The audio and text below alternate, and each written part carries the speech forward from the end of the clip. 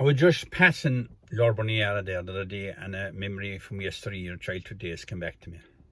I said it was the mid-60s, and I don't even know, a lot of people didn't even have the electric light this time, but Keogh, we call him, Jack Lynch was his right name. He was called Keogh because he was a smart little man. There was a man called Keogh, and they called him Keogh, but he was a desperate, hardy man this time. But he could be up or over 80 when I knew him. And he was basically a retired farmer that time. He lived alone. I think the sister Nell was after dying. She was with him. I never even remember her. And Keogh, night out or time out, was a rambling house. The rambling house at that time was below Listowel Road, McCarthy's. Florine and Mary Ellen. They were lovely, nice, honest people. You'll get the news of the day. They served us everything with the news. And Florine was a great man to tell a story. Good singer actually as well, by the way. And everything else, a great old character with no cap on him. And never married her. Mary Ellen was a sister. And he told him to marry. And Keogh would go back there a couple of nights a week, and a few more called them. I may remember my mother and even grandmother going down there, and all them and a child. And you'd hear in the evening we were blowing, you would hear the noise of Keogh's stick, and he tipping it along the road, and he going back home, maybe 10 o'clock after the news. And all that was in the house at that time, in very few every house in hand, was the radio. And the radio would be only turned on for the news and weather, and maybe the Kindies, the Cashel Ross, and of course the football match. And any filth of any description wouldn't be loud on the radio. They turned it off to people. They wouldn't let it into the house at all. Because I must remember at the time we were ruled by the church, by the school teacher, and by the local sergeant. So it is very fair to say they were the Taliban at the time. So the old guards in the time were old bums actually. The old pay might be bad too. And when we they wouldn't be over bright either. And they wanted to him an old peep, and Tom would know and challenge him because he was an old guard, you see. They were born lazy and they failed out leaving. They were good for nothing. Lazy works for the giant guards, which was understandable. No job for them out the way. She says, I remember, but we were under, actually, even we nearly still, when we were under the jurisdiction of my van on Newtown Sands. So when we got down with young lads, we'd be coughing an old light, back brake light in the car, something, a ball tire or something. One old guard that called ball tires, another desperate old bum as well. No sergeant after. But anyway, they'd always nail over something simple, the back brake light, the light no indicator, work on the ball tire. They'd all hail over something, but we'd be always graced with the company of the sergeant in my van, the guards, to lend to deliver all. Some of us, they were all right, those old guys in my van, they kind of knew us. They played away with us, we kind of play away with them. But Keogh went home one night and he went to bed. And he was sleeping, and during the night, he had an explosion. And he woke up, he startled inside in the bed, and just he thought no more of it. He went back to sleep again, but he got up in the morning, and the gate was thrown off, and the ass was gone.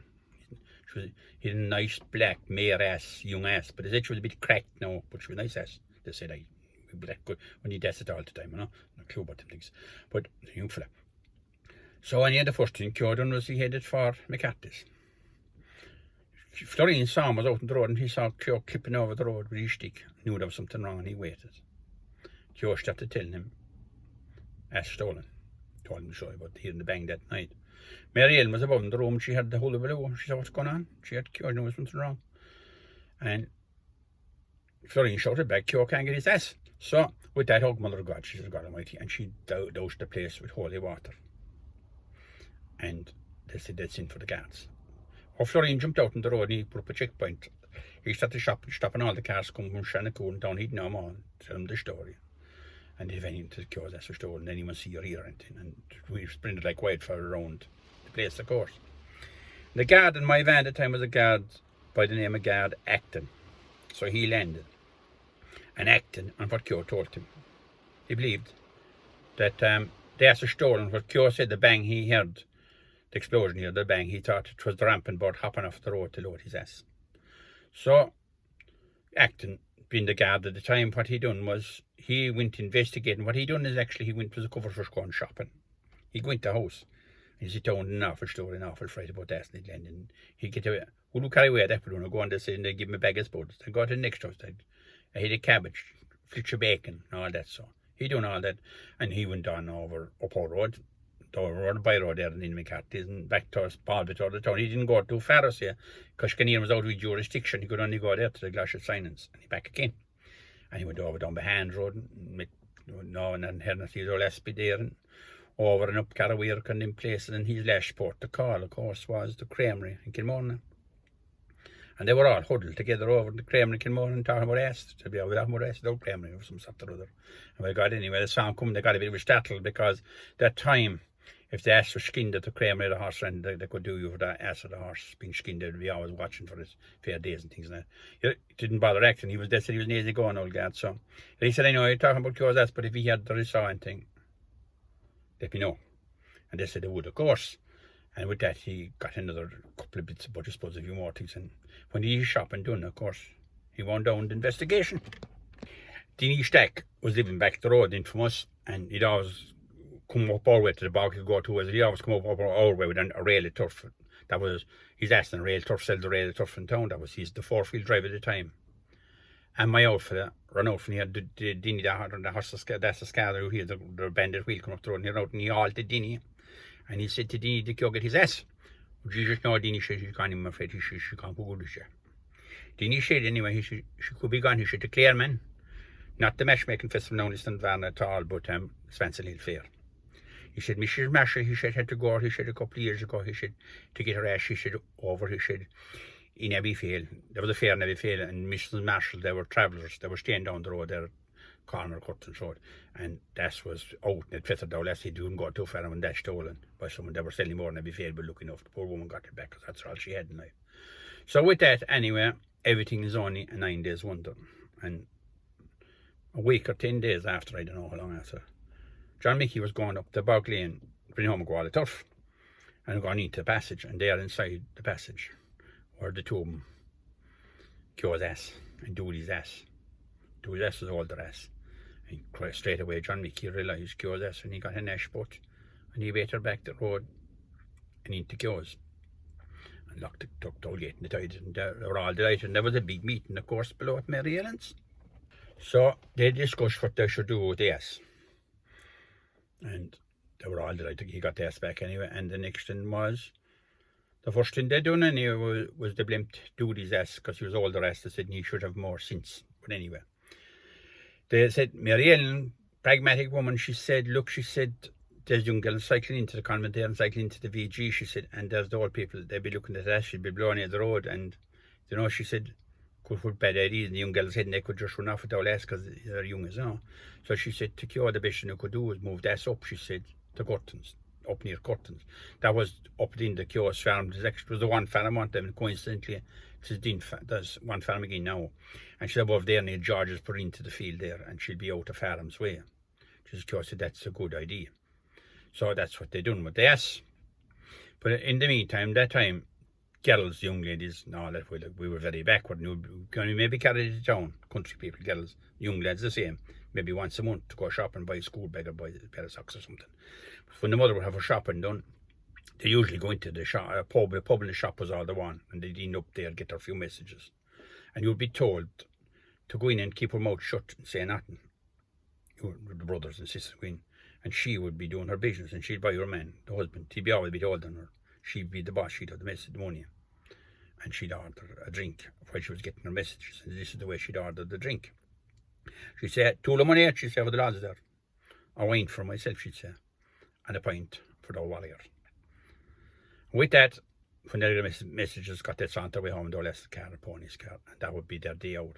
But like everything moves on, and the girl, the young lady, might be after doing the leaving. And their father should ever be into Listowel in the town, but she could maybe get a call for nursing, and she'd go away to England. And they'd be awful emotional, and she'd go on, obviously, you know. And it would be usually after the Listowel races, she'd head away to England to go nursing.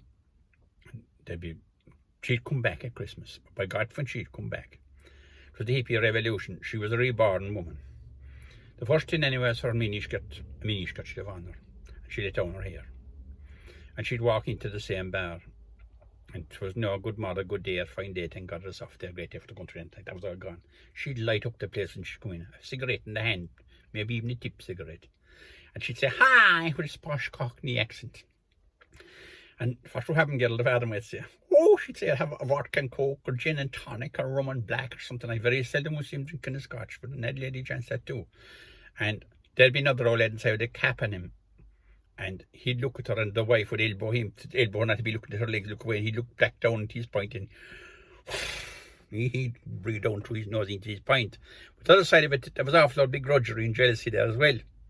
And they'd see these ladies coming home, and they'd be kind of jealous of them, I suppose, as well, because they would be caught what they called in very smart girls. But over in Newtown Sands, my mother's from over around Tubertureen there, from Tubertureen, she was from Derbygutter. And she used to tell a great story. Some girls, young ladies, went away that time over from Dermot in my van, or Tubertureen, over around there.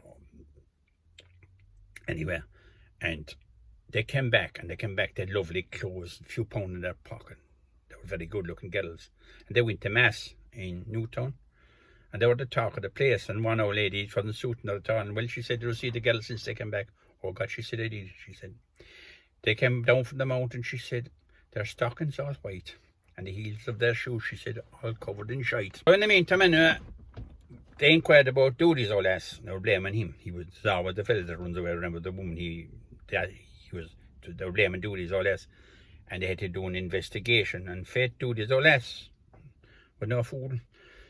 He took the steps, man. There was no need of family planning, and they hadn't the snip got, so there was no need to take any other action. The mayor asked, they were no need to send her away someplace or hiding her for good. But she was still above in the place. She couldn't see the road in, and there was no thing to attract her, out of sight, out of mind. And they said at night, the people who were being to asses and brays and ass, in the Cuba asked them to you. They said she used to bray in the evening, and the bray carry and asses bray, especially in the country, would carry for miles. And they said there was a great, lovely, sweet longing in her bray. You know, that when she'd bray, that the people had understood them things.